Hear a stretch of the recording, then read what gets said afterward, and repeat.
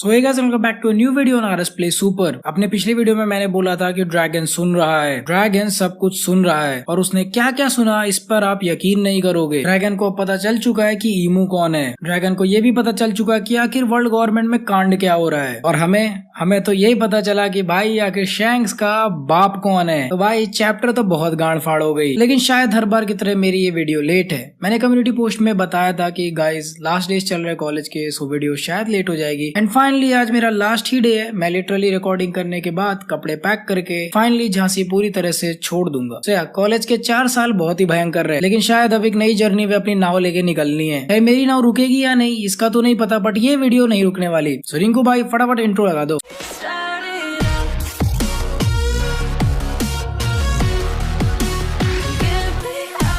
तो chapter number 1086। इस chapter के स्टार्टिंग में ही आप देख सकते हो कि हमें इसमें 2 कवर पेजेस दिए गए हैं, जिसमें सबसे पहले कवर पेज में हम देख सकते हैं कि लूफी अलॉन्ग विद कोबी एंड गाप हमें कवर पेज में दिख रहा है, जहां से मुझे थोड़ा बहुत ये समझ में आ रहा है कि पॉसिबली शायद लूफी बी हाइव पर पहुंचने वाला है। ऐसा मैं क्यों कह रहा हूँ, तो भाई ऑलरेडी बाकी के दोनों कैरेक्टर्स में बी हाइव पर प्रेजेंट है और वहाँ पे तो कुछ बड़ा कांड हो रहा है, तो पॉसिबली शायद लूफी भी वहाँ पर पहुंचने वाला है। ऑलरेडी हमने एगहेड में देख लिया कि ब्लैकबीयर्ड की एक शिप वहाँ पर पहुंची हुई है। इसके बाद हम सेकंड पेज में देख सकते हैं कि चॉपर कुछ बिल्लियों के साथ एक छोटे से गड्ढे में भरे हुए पानी में खेल रहा है, जहाँ पे एक रेनबो की रिफ्लेक्शन दिख रही है। यहाँ पर साइड में लिखा भी हुआ है no rain and no rainbow. तो मैंने बहुत ट्राई किया कि कोई ना कोई रिलेशन निकल जाए, बट एक्चुअली में ज्यादा कुछ मुझे समझ में नहीं आया। एक रेनबो मिस्ट करके तो कॉन्सेप्ट है वन पीस में, बट वो एक फिलर आर्क में दिखाया गया था। इसके अलावा अगर आप लूफी को देखोगे तो उसकी जो परछाई दिख रही है नीचे, उस परछाई में देख के ऐसा लग रहा है कि लूफी शायद अपना जायंट फॉर्म दोबारा यूज कर सकता है। खैर आपको क्या लगता है ये चीज आप मुझे कॉमेंट सेक्शन में जरूर बता सकते हो। चैप्टर स्टार्ट होता है Holi land of Mary Joy's में, जहाँ पर ओडा सेंसेई में बता रहे होते हैं कैसे किंग कोबरा के मरने की खबर को छुपाने के साथ ही रेवेरी खत्म हो गया। इस समय अलाबास्ता के लोग किंग और प्रिंसेस को खोज रहे हैं, बट उन्हें कोई भी नहीं मिल रहा है। ओडा सेंसेई आगे बताते हैं कि जिन शिप्स में किंग्स वापस जा रहे हैं उसमें भी कुछ लोग अपनी जान बचा के निकलने की कोशिश कर रहे हैं। फिर अगले सीन में हम देखते हैं कि एक्चुअली में वॉपल और वीवी ही वो लोग हैं जो कि अपनी जान बचाने की कोशिश कर रहे हैं। यहाँ पे वॉपल की गांड फटी हुई है, ऑब्वियसली उसकी फटी ही होगी। उसने जो देखा है, मुझे नहीं लगता उसके पास कुछ जिंदा भी रहना चाहिए, खुद ही इसे फांसी लगा लेनी चाहिए शायद। लेकिन फिर भी ये बोल रहा है कि आखिर किस कंट्री के शिप में हम बैठ गए हैं, जिसपे वीवी उसको बताते हैं कि ये तो एजिस किंगडम की शिप है। और फिर हम अगले ही पैनल में देखते हैं अपनी चिड़िया मॉर्गन द एमवीपी। भाई ये बंदा बोल रहा होता है कि भाई तुम लोग अभी एजिस शिप पे हो, मैं थोड़े झूठ मूठ की रिपोर्टिंग करने की कोशिश करता हूँ, और जब तक मैं ये चीज कर रहा हूँ तुम लोग चुपचाप नीचे छुपे रहो और बिल्कुल भी किसी भी हालत में पकड़े तो नहीं जाना। ये चिड़िया तो वैसे भी बहुत ज्यादा एक्साइटेड है क्योंकि ऑलरेडी इसको अपना कंटेंट तो मिल ही गया है। अब वीवी भी सीरियस हो जाती है और वॉपल से पूछती है कि भाई बता तूने आखिर देखा क्या। इस पे वॉपल उसको बोलता है कि तू आखिरी औरत है जिसे मैं ये चीज बता रहा हूँ, जल्दी कर और भाग जा अपने शिप पे। इस पे वीवी बोलती है चूतिया मैं ऐसा नहीं कर सकती, ऑलरेडी CP0 मेरे पीछे पड़ी हुई है और अगर मैं अपने शिप पर वापस भी गई तो फिर से मुझे वो लोग पकड़ के ले जाएंगे। वो वॉपल से बोलती है कि मेरे को ट्रांसपॉन्डर स्नेल यूज करने दे, मुझे अपने पापा को कॉल करना है, dad is princess in trouble. इस पे वॉपल बोलता है देखो कुछ भी करो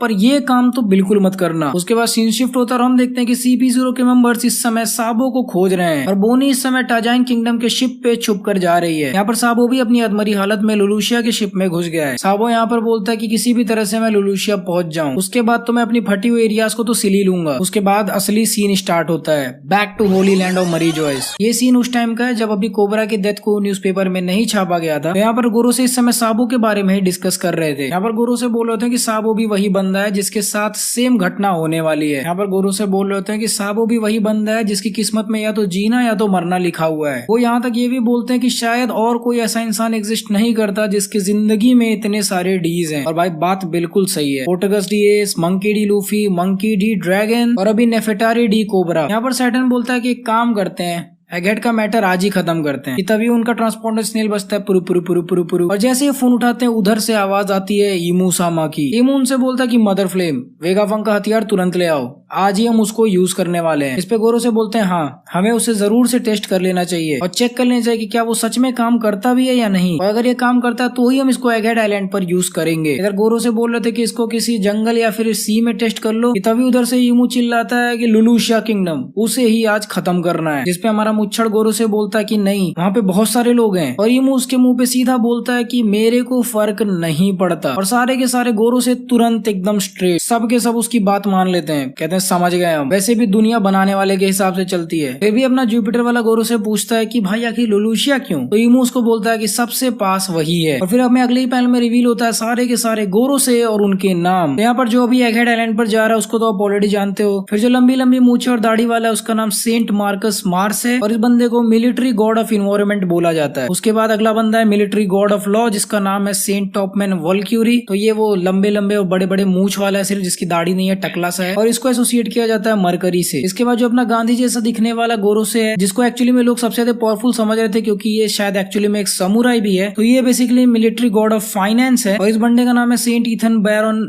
वीनासुजुरो। वीनासुजुरो से मतलब वीनस को ये बिलोंग करता है। फिर उसके बाद जो अपना लास्ट में सबसे यंग दिखने वाला गोरो से है उसका नाम है सेंट शेफर्ड जुपिटर, जो कि ऑब्वियसली आप जान गए ये जुपिटर वाला है और इसका नाम है मिलिट्री गॉड ऑफ एग्रीकल्चर। ना सबसे पहली बार जब ये गांधी जी वाले गोरो से के बारे में सबको पता चला तो वो लोग सोच रहे थे यार ये तो भाई समुराई है, इसका इतना अजीब सा नाम और मिलिट्री गॉड ऑफ फाइनेंस वगैरह बना दिया, फाइट वाइट कर पाएगा या फिर नहीं। कि गॉड ऑफ फाइनेंस से पहले मिलिट्री वर्ड भी है तो इस चीज को ध्यान में रखना, ठीक है। तो भाई फाइट कर सकते ये लौंडे, बस इनको अलग अलग जगह दे दी गई है। अब बात करें उस वेपन की जो कि वेगापंक ने बनाया तो भाई इसको भी लेके डिबेट चालू है कि क्या ये एंशिएंट वेपन है भी या नहीं। तो जहां तक मेरा दिमाग घूम रहा है तो मुझे लगता है ईमू एक्चुअली में यूरेनस ही यूज कर रहा था, but as you know ancient weapons को पावर करने के लिए बहुत बड़ा पावर सोर्स चाहिए और इसके बारे में वेगापंक भी एक आर्क में बात कर रहा था। तो एंशिएंट वेपन यूरेनस को पावर अप करने के लिए यहाँ पर शायद वेगापंक ने एक ऐसी एनर्जी सोर्स बना दी है जो कि एक्चुअली में यूरेनस को पावर अप कर सकता था। इससे पहले भी एक आइलैंड को डिस्ट्रॉय किया गया है, जी हाँ मैं गॉड वैली की ही बात कर रहा हूँ। तो गॉड वैली के टाइम पे तो वेगापंक ने ये वेपन नहीं बनाया था, तो फिर उस टाइम पर ये कैसे काम किया? तो इसके पीछे भी यही कंक्लूजन निकल रहा है लोगों का कि पॉसिबली यूरेनस जो है उसका कूल डाउन पीरियड बहुत ज्यादा होता है, मतलब काफी टाइम बाद जाके वापस यूज किया जा सकता है। तो शायद उस समय पे इसको यूज किया जा सकता था तो इन्होंने गॉड वैली को पहले डिस्ट्रॉय कर दिया एंड अभी शायद क्योंकि वेगापंक ने इसको रीयूजेबल बना दिया बार बार तो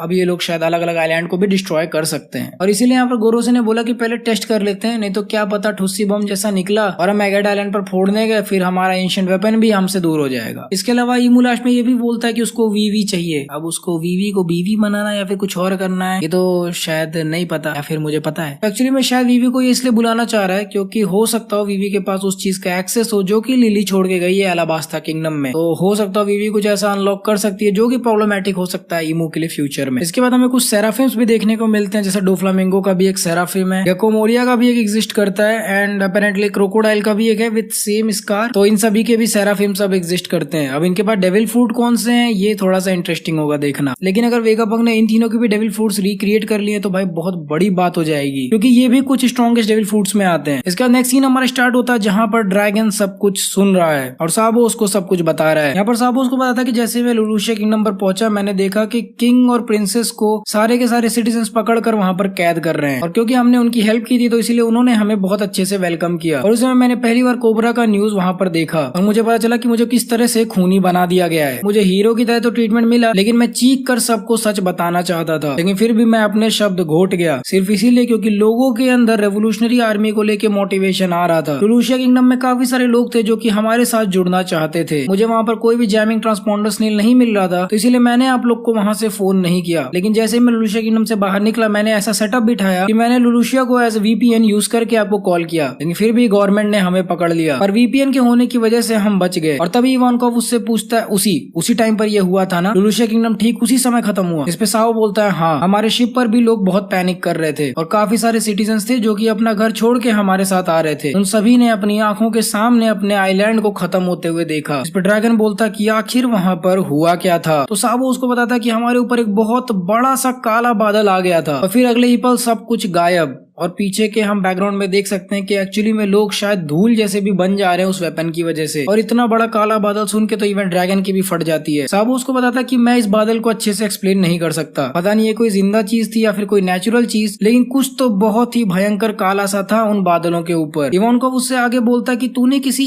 ईमू नाम के बंदे के बारे में बताया ना, जिसपे साबो बोलता हाँ, ये स्टोरी शायद तुम्हें इस दुनिया के पार लगेगी, लेकिन 800 साल पहले जिन लोगों ने वर्ल्ड गवर्नमेंट बनाया था उनके जो पहले 20 किंग्स थे उसमें से भी एक का नाम ईमू था जो कि नेरोना फैमिली से बिलोंग करता था। साबो ने कोई तो किताब दिखाता है जिसमें इवानकोव देख के ये पता लगाता है कि एक्चुअली में एक ऐसी एबिलिटी एग्जिस्ट करती है जिससे किसी को भी इमॉर्टल बनाया जा सकता है। अब अगर किसी को बनाया जा सकता है इसका मतलब कोई तो पहले बनाया गया होगा इस बात को कंफर्म करने के लिए। मतलब इस दुनिया में कोई तो ऐसा इंसान है जिसे हम मार नहीं सकते। इस पे साबो बोलता है इवानकॉफ तुम्हारे कहने का मतलब क्या है, क्या इमू वही आदमी है? जिस पे इवानकॉफ बोलता है यार देखो साबो, शायद कोई कोइंसिडेंस भी हो सकता है कि इन दोनों के नाम सेम हो, लेकिन फिर भी सेलेस्टियल ड्रैगन जो खुद को ये बोल के बताते हैं कि हम गॉड्स के डिसेंडेंट हैं और इस दुनिया की हाईएस्ट अथॉरिटी है वर्ल्ड गवर्नमेंट में, तो ये और किसी के सामने तो नहीं झुक सकते। और एक और चीज साबो, वो चीज जो तूने बादलों के ऊपर देखी थी, अगर हम ये मान ले कि ये वर्ल्ड गवर्नमेंट का कोई वेपन है तो सिर्फ वेगापंक ही ऐसा आदमी है जो कि ऐसा कुछ वेपन बना सकता है। जिस पे ड्रैगन बोलता रुक जा इवानकॉफ, बहुत बोल रहा है तू, वेगापंक कभी भी इंटेंशनली ऐसे मास मर्डर करने वाला कोई भी वेपन नहीं बनाएगा। इस पे इवानकॉफ बोलता है फिर तो एंशिएंट वेपन भी हो सकता है, क्योंकि अगर हम मान ले कि इमू 800 साल से इस दुनिया में है तो ये बहुत ही ऑब्वियस सी बात है कि उसके पास एक तो एंशिएंट वेपन का एक्सेस हो ही गया होगा। एंशिएंट वेपन्स तो ऑब्वियसली एग्जिस्ट करती ही हैं, रॉबिन ने हमें ये चीज बताई थी। और अगर ये लोग ऐसा कोई वेपन अपने साथ रखे भी हैं तो अभी तक इन्होंने यूज क्यों नहीं किया, आखिर आज के टाइम में ही क्यों यूज कर रहे हैं? अब देखो भाई, मैंने ऑलरेडी आपको बता रखा कि वेगापंक ने पॉसिबली पावर सोर्स बनाया, लेकिन शायद वर्ल्ड गवर्नमेंट के लोगों ने इसको यूरेनस पे डालकर ट्राई किया है। खैर लास्ट पेज के लिए आप शायद सबसे ज्यादा एक्साइटेड हो, क्योंकि शायद आपको यहाँ पर शैंक्स का बाप मिल गया है। Oh my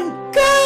और शायद हम सभी से ज्यादा खुश इस दुनिया में कोई नहीं हुआ कि shanks is a celestial dragon वाली थ्योरी शायद सच हो रही है। Well let's talk about that. हमें ओडा सेंसे बता रहे होते हैं कि आज के दिन इन होली लैंड ऑफ मरी जोयस एक सेलेस्टियल ड्रैगन को जान से मार डाला गया। इस दुनिया में सिर्फ एक ही इंसान है जो कि इससे पहले उस आइलैंड का किंग हुआ करता था जिसको गॉड वैली के नाम से जाना जाता है। आज के टाइम में सुप्रीम कमांडर है होली नाइट्स का, और जिस बंदे को इस आदमी ने एक्सिक्यूट किया है वो बंदा था जो कि फिशमैन के साइड से खड़ा हुआ था, और इस बंदे का नाम था सेंट डॉन कीहोटे योगार्ड। और इस सेलेस्टियल ड्रैगन को मौत की घाट उतारने वाला और कोई नहीं, supreme commander of holy knights saint Figarland Garling है। और गार्लिंग के लास्ट लाइन, जो लोग नीची जात को सपोर्ट करते हैं वो लोग नीची जात से भी नीचे आते हैं। और इसी लाइन के साथ चैप्टर नंबर 1086 खत्म। हाँ भाई ठीक है, मुझे पता लास्ट लाइन थोड़ा सा पॉलिटिकल हो गया और उससे मिलता जुलता कुछ मिल नहीं रहा था रियल वर्ल्ड के लिए। खैर फिगारलैंड गार्लिंग के बारे में बात करते हैं। आप सबको लगता है कि ये शैंक्स का बाप हो सकता है, इसके पीछे काफी सारे रीजंस हैं। सबसे पहली बार व्हाइट बियर्ड ने सीधे सीधे बोला था कि उसको जो वो स्कार मिला हुआ है वो हर समय दुख जाता है जब वो शैंक्स को देखता है। फिर हमें ये भी पता चला कि ये बंदा एक्चुअली में गॉड वैली का किंग था, और गॉड वैली पे जो इंसिडेंट हुआ वो तो आप सभी लोग को पता है। तो यहाँ से ये अंदाजा लगाया जा रहा है कि फिगारलैंड का बेटा था शैंक्स, जो कि किसी संदूक में रॉजर को मिल गया और रॉजर ने उसको बड़ा किया। पर क्या ये पूरी स्टोरी इसी तरह से है? सबसे पहले गॉड वैली की बात कर लेते हैं। तो गॉड वैली को सुनने से कैसा आता? गॉड्स के लिए कोई वैली, कोई जगह जहाँ वो हैंग आउट कर सकते हैं। तो जहां तक मुझे लगता है मरी जॉयस पे रहते रहते ये लोग बोर हो जाते होंगे, तो फिर ये लोग चल देते होंगे गॉड वैली पे थोड़ा एंजॉय करने के लिए। उनके लिए थोड़ा सा रिजॉर्ट टाइप का हिसाब होगा ये। अब बात करते हैं कि आखिर गॉड वैली पे क्या इंसिडेंट हुआ। देखो व्हाइट बियर्ड का जो स्कार है ना वो क्लियर नहीं है, हो सकता है वो रॉजर ने भी दिया हो, तो शैंक्स को देख के शायद उसको रॉजर की भी याद आ जाती हो, बट एक्सप्लिसिटली व्हाइट बियर्ड ने वो चीज मेंशन नहीं की थी। तो इसीलिए इस चीज को लेके लोगों के मन में डाउट हो सकता है। अगर हम सेंगोकू के लाइंस को याद करें तो सेंगोकू ने क्लियरली बोला था कि सेलेस्टियल ड्रैगन्स, मरीन्स और पायरेट्स के बीच में घमासान युद्ध हुआ था। तो क्योंकि उसने सेलेस्टियल ड्रैगन्स को पहले मेंशन किया, इसका मतलब ये नहीं है कि सेलेस्टियल ड्रैगन्स सिर्फ बचे थे, उन्होंने भी युद्ध में पार्टिसिपेट किया था। यहाँ पर मुझे लगता है कि शायद फिगारलैंड गार्लिंग जो कि उस आइलैंड को देखता था, मतलब वहाँ का रूलर था, वो भी इस चीज में पार्टिसिपेट किया था। जहाँ तक रही शैंक्स की बात, तो शैंक्स का ऐसा अंदाजा लगाया जा रहा है कि शैंक्स प्रोबेबली उसका एक नाजायज औलाद हो सकता है, जिसे संदूक में वो लोग भर के रख दिए थे, जो कि मुझे काफी पॉसिबल सी थ्योरी लग रही है। ऑल्दो शैंक्स का सेलेस्टियल ड्रैगन होना ही एक बहुत ही अजीब सी बात है, क्योंकि ये सभी लोग बात कर रहे हैं इस बारे में, फिर यही सच भी हो जाए तो स्टोरी बहुत प्रेडिक्टेबल सी लगने लगती है। ऑल्दो ऐसी थी नहीं, पर ठीक है, अजीब सी लगेगा ये सिचुएशन। लेकिन अगर शैंक्स है भी तो हमें ओडा के थोड़े से पैलेस देखने को मिलेंगे कि कैसे उसका बाप एक्चुअली में स्लेव से हेट करता है, तो वहीं पर शैंक्स इन स्लेव्स के लिए कुछ भी कर सकता है। यहाँ पर शैंक्स के ट्विन ब्रदर थ्योरी भी बहुत ज्यादा चल रही है, यहाँ पे फिगारलैंड का एक दूसरा बेटा भी हो सकता है जो कि शायद शैंक्स जैसा दिख रहा है, क्योंकि उसकी स्कार हमें अपेरेंटली देखने को नहीं मिली थी जब वो गोरोसे से मिलने गया था, और शायद वही शैंक्स के बारे में बात कर रहा था उस समय गोरोसे से। शैंक्स के बोलने पे मरीन फोर्ड वॉर भी रुक गई थी, एंड दैट इज व्हाई ये थ्योरी बहुत ज्यादा पॉसिबल लगती है कि फिगारलैंड गार्लिंग ही एक्चुअली में शैंक्स का बाप है। नॉट टू मेंशन कि अगर आप फिगारलैंड की तलवार भी आप देखोगे तो काफी हद तक शैंक्स जैसे ही दिख रही है। यार अभी ये बंदा शैंक्स का बाप है या नहीं, अब ये तो आने वाले टाइम में ही पता चलेगा। फिलहाल ओडा सेंसे ने बहुत भयंकर चैप्टर लॉन्च किया और 1 महीने का ब्रेक ले लिए। आप जल्दी सही हो जाओ ओडा सेंसे, हम सभी यही प्रे कर रहे हैं, और एक और भयंकर सा चैप्टर हमको दे दो। खैर मैं अपने आखिरी के घंटे जल्दी से निपटा लेता हूँ अपने हॉस्टल में, फटाफट पैकिंग कर लेता हूँ, और मैं आप लोगों से मिलूंगा अगले वीडियो में,